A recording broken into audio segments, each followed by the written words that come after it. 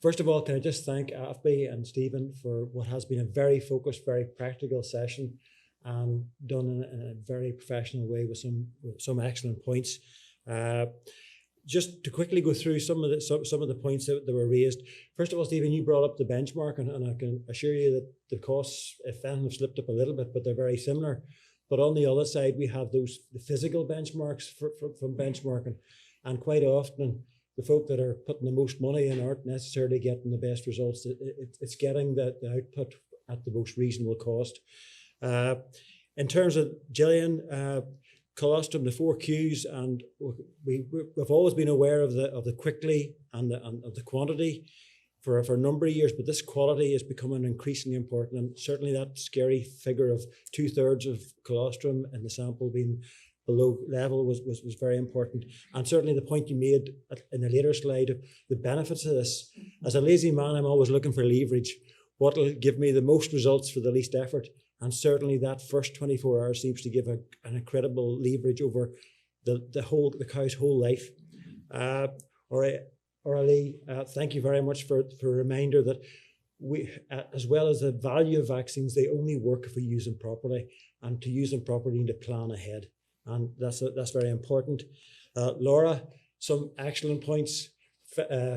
Some obviously showing the amount of experience you have in this area. And there's a lot of those things that we are doing, that farmers are doing day and daily. And it's the attention to detail and those things that are important. Jamie, as Jamie always does, didn't pussyfoot around the subject. Hygiene, and allowing space for that hygiene to take place.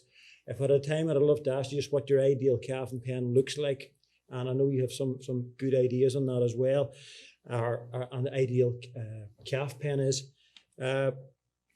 The one big point I took from it was, in terms of the crypto, the thing you emphasised, that the biggest effect was just cleaning and leaving it and giving it time to dry and to go. And I know, Aaron, you were on one of our 5 visits there to Holland, and if I'm right, those calf producers are looking at trying to leave 20% of their facility clean and drying at any one time, even at peak time. So they try to allow adequate time, and they are the guys that are getting the results.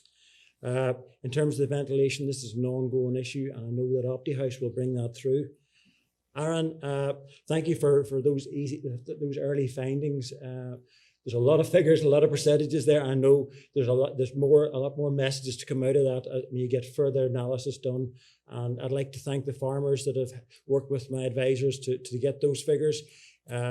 I'd also like to thank Aaron.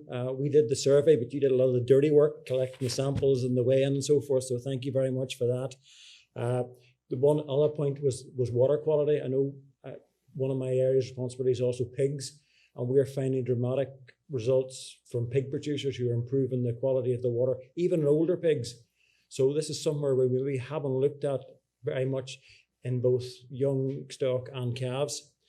And finally, Amy, thank you very much for highlighting this risk assessment. We're nowhere these days without an app. As a reluctant IT adopter, I appreciate the value of them, but I think this looks like a very simple, very straightforward process that will take it through.